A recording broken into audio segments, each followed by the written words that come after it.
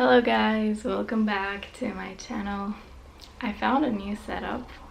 Unfortunately, there's no white wall in this house, so I have to change setups every now and then, so sorry about that. I will do a little series on healings, and this first one would be about why God heals, the reasons why God heals. And I posted something on Instagram and I made the mistake. I posted a post about why God heals on Instagram, and I made the mistake to say why God will heal, and people got back at me because the will heal is incorrect. To say that God will heal you, doctrinal stuff. But I want to correct and say why God heals when he does heal, because we want to open the room here, open the box, and allow him to be sovereign, right? He is sovereign whether you allow him or not, actually. But a lot of people just try to put healing in a methodology, but healing is different than a methodology. It's something different. It cannot be put in a box. And I know we are learning a lot of tools on and doctrines and tools and tips and tricks on how to be healed, like several things that block your healing and all of that. But we must always remember that although those are good, those are biblical, we cannot say that, oh, we have the methodology and one was not. If you weren't healed is because you didn't have enough faith, or because you're a sinner, or because this and that. We cannot say because you were not healed it means this is wrong with you, because there is an aspect of God's sovereignty that is neglected or forgotten about in most charismatic churches, who center, the power on you, the power you received at the cross through Jesus, and it's putting it too much on your shoulders, a little bit too much on you. And I forget that God is God. Look at Job. We just did a Bible overview of Job. God is sovereign, and that's a good thing. You cannot find a methodology for healing or accuse somebody that they didn't get healed. You're stealing from God's sovereignty. This is very dangerous if you do remove God's sovereignty. It's very dangerous. It's actually the same sin that Adam and Eve did, centering around themselves, making it about themselves, as if they didn't have enough faith and they didn't do this and do that. It's going back to legalism. But in this video, that was the introduction. In this video, I want to and when God heals and decides to heal somebody, here are the reasons.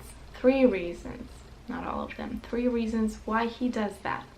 It's to put the baselines and to help you understand that God's heart is for healing. Even if he doesn't do it all the time, his heart is there, his power is there, and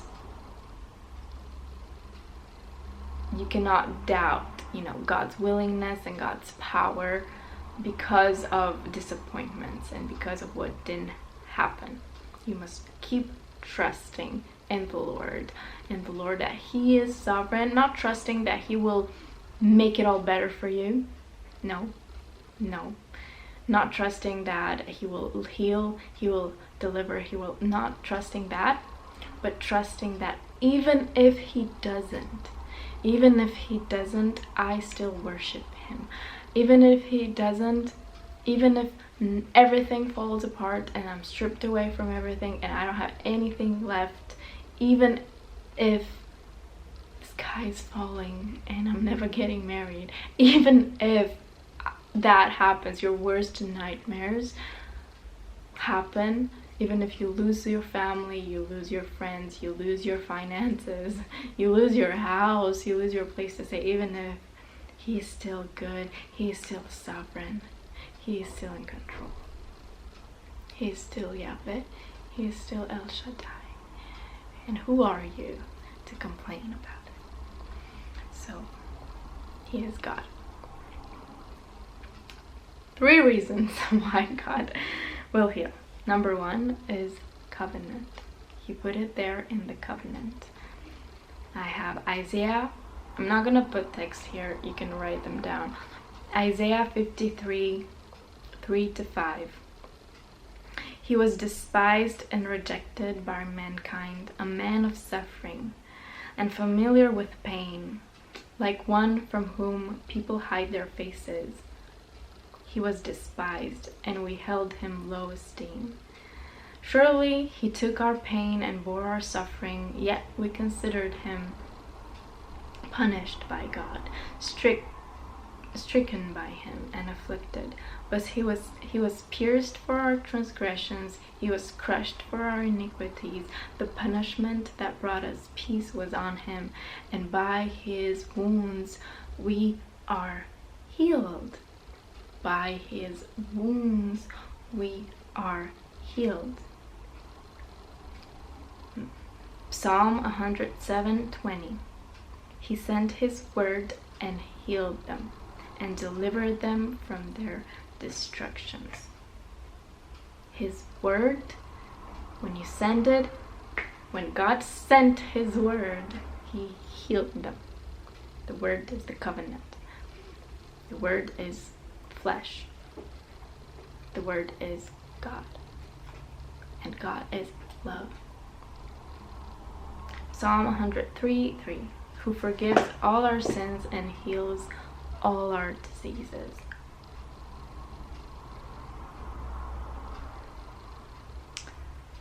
Number 2, why he decides to heal. Matthew, it's compassion. It's because of compassion, and that's mainly in the New Testament. We see this a lot, but also in the Old Testament. Matthew 14:14. When he went ashore, he saw a great crowd, and he had compassion on them and healed their sick. Matthew 20:34. So Jesus had compassion and touched her eyes, and immediately their eyes received sight, and they followed him. Mark 1:41. Then Jesus, moved with compassion, stretched out his hand and touched him and said to him, I am willing, be cleansed. When Jesus says, I am willing, God doesn't change. He is still willing. He is still willing. You cannot doubt that he's not willing. But his timing, his kairos time is not our chronos timing. He allows suffering for a reason, for a purification. He allows the waiting for a purification. He's in control, and this only strengthens you in the waiting of your healing. Compassion is a key to longevity in the healing ministry. If you don't have compassion, you stop seeing people and you start seeing crowds, nameless, faceless people. You want apostolic power, you need an apostolic lifestyle. The closer you get to his standard of living, the greater the miracles will be.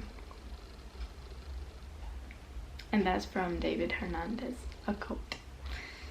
Number 3, why God decides to heal is the commission, the Great Commission.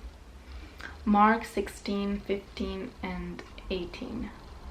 And he said to them, go into all the nations and proclaim the gospel to the whole creation. And these signs will accompany those who believe.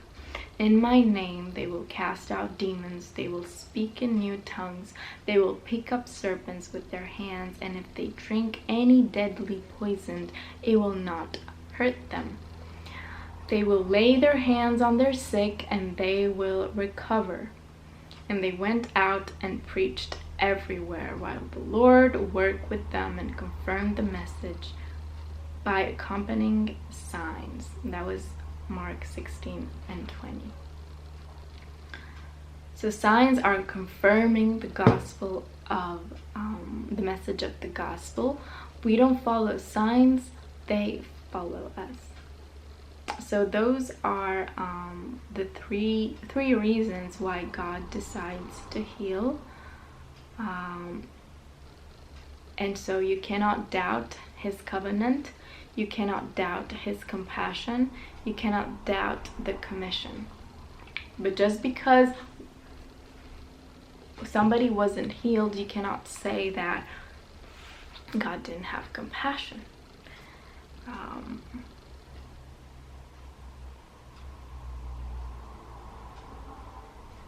Because if we put God in the box and in this methodology, and we try to find an algorithm for healing and a methodology for healing, God is not God anymore, because we figure it all out by ourselves.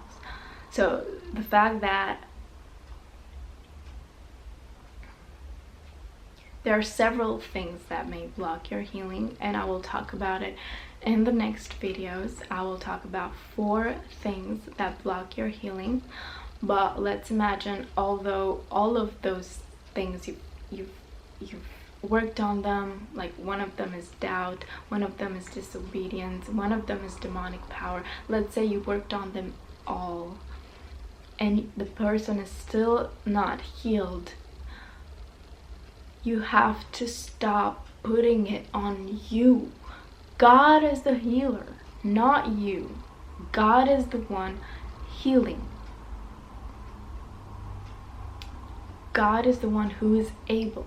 And like Job, although everything was stretched away from him and he didn't see the physical, the blessing anymore, he still worshipped. And that's the attitude we need to have, to worship and not just seek God's promises, not just seek him for his blessing, not just seek him for his healing, not just seek him for what he can give us, for the spiritual gifts. It doesn't matter. Seek him for who he is.